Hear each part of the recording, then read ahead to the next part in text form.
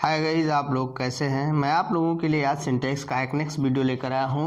इससे पहले मैंने सिंटैक्स का एग्रीमेंट ऑफ सब्जेक्ट वर्ब और syntax of sequence of tenses भी अपलोड कर चुका हूं। अगर आप लोग उसे देखना चाहते हैं प्ले बॉक्स में जाइए या बाबास क्लासेस पर सर्च कर लीजिएगा।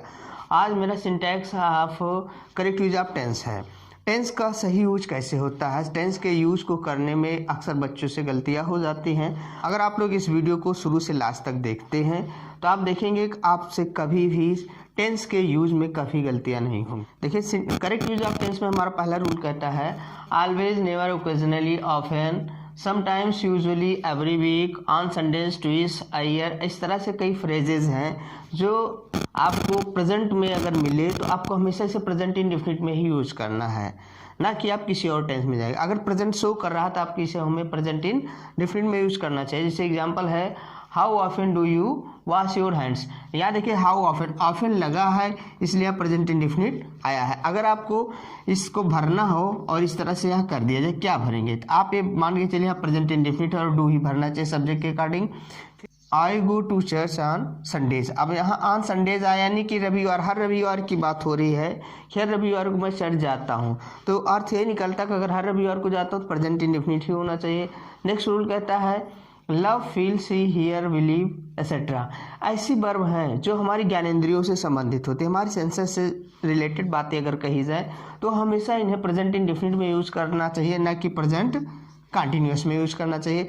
आप जब इनकरेक्ट देखेंगे एग्जाम में देखें या आप वैसे भी प्रैक्टिस सेट में देखेंगे, जैसे आ जाए आई एम लविंग यू, इस समय आपको कंटिन्यूस में दिखाई दे रहा है लेकिन ये वर्ब आपका सेंस से रिलेटेड है लव, इसलिए इसे आपको प्रेजेंट इंडेफिनिट में यूज करना चाहिए। इस तरह से आई लव यू, जैसे सी इज हियरिंग मी, ये देखिए कंटिन्यूस में आया है तो इसका प्रयोग हम कंटिन्यूस में कर नहीं सकते, तो इसे हम प्रेजेंट इंडेफिनिट बना देते हैं सी हियर्स मी। पास्ट हैबिट के लिए यूज टू या वुड का प्रयोग किया जाता है, यानी कि इनका प्रयोग पास्ट में ही किया जाता है, आप इन्हें प्रेजेंट में नहीं कर सकते हैं। अगर पास्ट में आपको भूतकाल में आदत को दिखाना है तो यूज टू या वुड का प्रयोग करते हैं, लेकिन प्रेजेंट में इनका यूज नहीं कर सकते हैं। एग्जाम्पल में है we use to go swim on summer last year. अब यहाँ लास्ट ईयर आपका पास्ट दिखा भी रहा है इसलिए यूज टू का प्रयोग किया गया। और एक चीज़ याद रखिए, यूज टू आपका मॉडल है और वुड भी मॉडल है, इनके साथ हमेशा वर्ब की फर्स्ट फॉर्म आती है। ऑलवेज का प्रयोग प्रेजेंट कंटिन्यूअस के अफर्मेटिव में ही किया जाता है, नेगेटिव में नहीं कर सकते हैं हम। जैसे एग्जांपल है ही इज़ ऑलवेज वर्किंग, वो हमेशा काम कर रहा है। अब यहाँ देखिए, ये देखने में आपको थोड़ा सा और लग रहा होगा, लेकिन मैंने आपको एपोस्ट्रॉफी का वीडियो अपलोड किया था आप लोगों के लिए और उसमें मैंने बताया है कि किस तरह से वर्ब को कॉन्ट्रैक्ट किया जाता है। एपोस्ट्रॉफी का प्रयोग सजीव निर्जीव के साथ तो कुछ दशाओं में होता ही है, लेकिन वर्ब के साथ भी किया जाता है इन्हें कॉन्ट्रैक्ट यानी कम करने के लिए। अगर अभी तक आपने मेरा एपोस्ट्रॉफी का वीडियो नहीं देखा तो आप उसे देख लेंगे, बिल्कुल क्लियर हो जाएगा किस तरह से यहाँ ही इज़ यानी कि ही इज़ है और यहाँ से ही हैज़ भी हो जाता है। इसको मैंने वहाँ पर क्लियर किया है, कहाँ ही इसको ही हैज़ कहेंगे, कहाँ पर ही इज़ कहेंगे। अब जैसे ही इज़ ऑलवेज वर्किंग, यहाँ देखिए कंटिन्यूस है तो ऑलवेज का प्रयोग कंटिन्यूस में, I am always making that mistake, यहाँ भी कंटिन्यूस में किया गया है। कुछ ऐसे एडवर्ब हैं जिनका प्रयोग पास्ट में किया जाता है। इन एडवर्ब या एडवर्ब फ्रेजेस को देखकर हम तुरंत किसी भी सेंटेंस को क्लियर कर सकते हैं कि पास्ट में है। जैसे आपका स्टरडे कहीं लगा वो भी पास्ट हो जाता है, last night, last day, last month कुछ भी आ जाए ये भी हो जाएगा। एट द एज ऑफ यानी किसी उम्र की बात की जाए बीते हुए समय में तो वो भी आपका पास्ट हो जाता है। अब बीता हुआ समय जैसे 1990 हो गया या जो भी आपका पास्ट बीत चुका है समय, सारे समय आपके बीते हुए ही हैं। इस तरह से आपको देखेंगे 9th 10th के एग्ज़ाम में भी देखने को मिलता है और आप जब बड़े कंपटीशन की परीक्षाओं में जाते हैं वहाँ भी इस तरह से वर्ब फिल करने के लिए आ सकता है। आप याद रखें स्टरडे लगा है, स्टरडे आने का मतलब ये पास्ट में ही होगा। अगर कम भरना है तो पास्ट में हम कम का पास्ट क्या कर देंगे, केम कर देंगे। याद देखिए high school at the age of 12, यानी 12वीं साल में उसने पास किया होगा, यानी कि ये भी बीते हुए समय की बात कर रहा है इसलिए हम इसका भी पास्ट बना देते हैं और एक क्लियर हो जाता है पास्ट है। फिर देखिए just, already, yet, lately, recently, your, ऐसे आपके शब्द हैं, ऐसे एडवर्ब हैं जिनका प्रयोग हमेशा प्रेजेंट परफेक्ट में किया जाता है। इनका प्रयोग प्रेजेंट परफेक्ट में ही करेंगे। एग्जाम्पल देखिए he has just gone out, अब देखिए अभी अभी हो गया है। ये ऐसे समय है जो अपूर्ण बताते हैं, किसी कार्य को की इनकम्प्लीशन दिखाते हैं कि कार्य भी पूरा नहीं हुआ है। He has just gone out, वो अभी अभी गया है यानी कि पूरी तरह नहीं गया है, अभी अभी गया, कहीं पहुंचा नहीं है। तो यानी को कार्य भी चालू हुआ है, पूरा नहीं हुआ है। मदर हैज़ नॉट यट कम, माँ अभी आई नहीं, यानी कि माता जी अभी तक आई नहीं, यानी कि हम लोग उनका इंतज़ार अभी कर रहे हैं, अभी पहुँची नहीं है। इसलिए आप जाने रहिए इन एडवर्ब का प्रयोग हमेशा प्रेजेंट परफेक्ट में ही किया जाता है। हमारा नेक्स्ट रूल आता है सिंस और फार का यूज़। सिंस और फार के यूज़ करने में बच्चों से अक्सर गलतियाँ तो होती है, लेकिन बड़ों से भी हो जाती है। आज मैं आपका क्लियर करता हूँ कहाँ सिंस लगेगा, कहाँ फार। सिंस का यूज़ पॉइंट ऑफ टाइम के लिए होता है। पॉइंट ऑफ टाइम क्या होता है, समय बिंदु। समय बिंदु क्या होता है, समय का नाम। कुछ ऐसे शब्द होते हैं जो समय का नाम बताते हैं। जैसे आपको बता दिया जाए morning, evening, yesterday, today, 5 o'clock, Sunday, Monday, जनवरी, फरवरी, ये बताइए समय का नाम ही रखा गया है। जब एक समय बिंद आ जाए, समय का नाम आ जाए, तो आप उससे पहले हमेशा सिंस लगाएंगे। अब हम देखेंगे फार कहाँ आएगा। Period of time, period of time होता है समय अवधि। जब कुछ समय की एक अवधि होती है, समय की कुछ मात्रा किसी में शामिल होती है, उसके लिए आप फार लगाइए उससे पहले। जैसे 5 second, 2 minute, 3 hour, 2 week, 1 month, 10 years या 100 ईयर्स, ये बताइए कुछ समय की अवधि होती है, बहुत देर से। ये सारी चीज़ें आपके समय की अवधि होती है। जब अवधि दिखाई दे तो उससे पहले आप फार लगाइएगा। समय का नाम आए तो सिंस उससे पहले, समय की अवधि है तो उससे पहले फार लगाइएगा। देखिए मैंने एग्जाम्पल दिया और आपको फिल करना है। He has been in the army 2 years, आपको यहाँ पर सिंस या फार लगाना है। अब 2 ईयर्स आप देख लीजिए समय का नाम है या समय की अवधि है, तो यहाँ 2 साल की एक अवधि होती है, इसलिए यहाँ पर आपको खुलकर फार लगाना चाहिए। फिर देखिए Ram had been waiting for मी।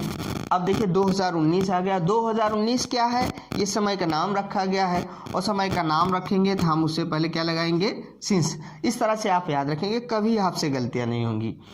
अगला रूल हमारा कहता है पास्ट परफेक्ट। पास्ट परफेक्ट के यूज में भी आपसे गलतियां होती हैं, वो गलती आज के बाद कभी नहीं करेंगे। आपको याद रखना है जब किसी सेंटेंस में 2 वर्ग दिखाई देते हैं और उसमें हिंदी में बाद या पहले आता है तो ये ट्रांसलेशन में भी काम करेगा।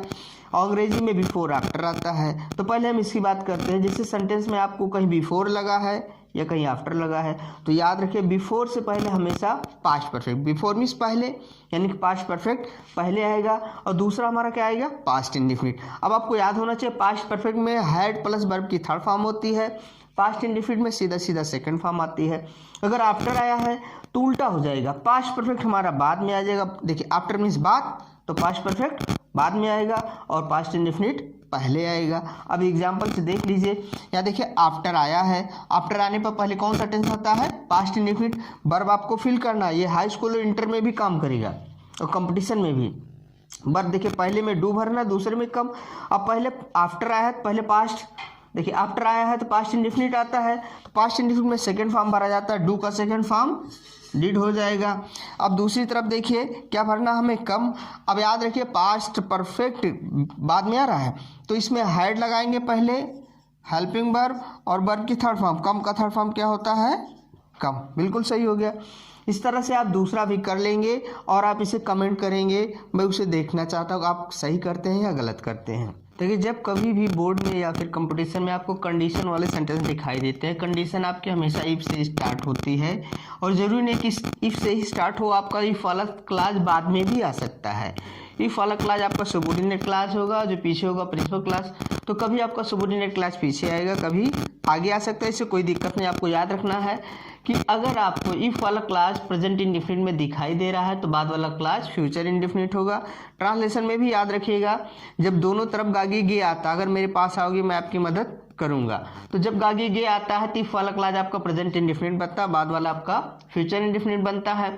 फिर कह रहा है कि जब दोनों तरफ ता आ जाए इंडेफिनिट के हिसाब से, जैसे अगर वो आता तो मैं उसकी मदद करता, तो दोनों तरफ ता आता है तो इफ वाला क्लास आपका पास्ट परफेक्ट बनता। पास्ट परफेक्ट में हैड प्लस वर्ब की थर्ड फॉर्म, तो यहाँ मैं पास्ट परफेक्ट इसने नहीं लिखा हो, आप करेक्ट इनकरेक्ट में जा रहे हैं या कंपटीशन में जा रहे हैं, वो आपको याद रखना है। अगर आपको हैड प्लस वर्ब की थर्ड फॉर्म दिखाई है, दूसरी तरफ आपको वुड हैव प्लस वर्ब की थर्ड फॉर्म फिल करना है, ये दोनों का कंप्रोमाइज होता है। दूसरा दिखा रहा, तीसरा हमारा है इफ वाले क्लास में अगर आपको वर दिखाई दे रहा है। वर कहाँ आता है? जब अनरियल कंडीशन होती है, फर्जी शर्त जहाँ पर प्रकट की जाती है, जो कभी भी कंप्लीट ना होने वाली शर्त हो। जैसे मेरे पास पैसा होता तो मैं हवाई जहाज खरीद लेता, तो ये कभी कंप्लीट होने वाली बात नहीं है। इस तरह की शर्त आती है तो सभी सब्जेक्ट के साथ, चाहे सिंगुलर हो चाहे प्लूरल हो, सबके साथ आपको वर लगाना है। और दूसरे क्लास में आएंगे, प्रिंसिपल क्लास में क्या होगा? वुड प्लस वर्ब की फर्स्ट फॉर्म। ये आपको हमेशा कंफ्यूज करेगा, वुड हैव और वुड प्लस वर्ब की थर्ड फॉर्म। याद रखने क्या तरीका है? हैड के साथ भी थर्ड फॉर्म, तो वुड हैव के साथ भी थर्ड फॉर्म। आपको याद है हैड और हैव आपका प्रेजेंट परफेक्ट और पास्ट परफेक्ट में आते हैं, इनके साथ हमेशा वर्ब की थर्ड फॉर्म ही आती है। इस तरह से आप याद रख सकते हैं। अब एग्जाम्पल को देखते हैं। If it will rain I shall stay home. देखिए ये आपका इस समय फ्यूचर दिखाई दे रहा है, क्या ये सही है? इफ वाला क्लास किस में जाना चाहिए? प्रेजेंट इंडेफिनिट में जाना चाहिए, इसलिए हमें यहाँ फ्यूचर खत्म करना है और रेन का क्या हो जाएगा? रेंस। प्रेजेंट इंडेफिनिट हो गया और पीछे हमारा फ्यूचर इंडेफिनिट है। इस तरह से आप करेक्ट भी करेंगे। देखिए if I had the money I would have bought A car. अब यहाँ हैड 2 बार है, इसे कंफ्यूज मत हो जाइएगा, क्योंकि पास्ट की बात कर रहा। अगर मेरे पास पैसा होता, पास्ट के लिए तो हैड लगा। और दूसरी बात, हम इस इफ वाले में आ रहे हैं तो हैड, देखिए इफ वाले में पास्ट में तो हैड लगाना ही पड़ता है। तो ये तो आपका पास होने के लिए हो गया और ये आपका कंडीशन दिखाने के लिए हैड हो गया, अगर मेरे पास पैसा होता। तो अब यहाँ देखिए हैड आया है, तो मान लीजिए मेन वर्ब तो नहीं है, लेकिन पीछे क्या करना? वुड हैव प्लस वर्ब की थर्ड फॉर्म। देखिए वुड हैव प्लस वर्ब की थर्ड फॉर्म बिल्कुल करेक्ट है। इफ आई वर यू, अब यहाँ देखिए वर आया है, चलिए ठीक, वर आया है, पीछे क्या करना? वुड प्लस वर्ब की फर्स्ट फॉर्म। देखिए सही है, वर आया है, वुड प्लस वर्ब की फर्स्ट फॉर्म, एकदम सही है। अब यहाँ देखिए कुछ ऐसे फ्रेजेस आते हैं जो आपको अक्सर ऑपरेटिव सेंटेंस में देखने को मिलते हैं। ऐसे फ्रेजेस हैं, इनको सब्जेक्टिव मूड में कहा जाता है। जब इनके साथ कोई सब्जेक्टिव मूड आता है, उसके साथ हमेशा वर का ही प्रयोग किया जाता है, चाहे आपका सब्जेक्ट सिंगुलर हो चाहे प्लूरल। तो यहाँ दोनों बातें आती है। इफ का अनरियल कंडीशन भी आपको दिखाता है कि सबके साथ वर लगेगा, और यहाँ पर सब्जेक्टिव मूड भी बताता है सबके साथ वर लगेगा। जैसे आई विश, करेक्ट इनकरेक्ट करना हो या आप बोर्ड एग्जाम में जाते हैं वर्ब फिल करना, तो आपको याद रखना है, आपको स्टार्ट में आई विश दिखाई दिया या ओ दैट दिखाई दिया, जो भी सब्जेक्ट होगा सबके साथ आपको वर्ब फिल कर देना है। अगर आपको ये वीडियो मेरी पसंद आ रही है तो मेरे वीडियो को लाइक और शेयर करना मत भूलिए।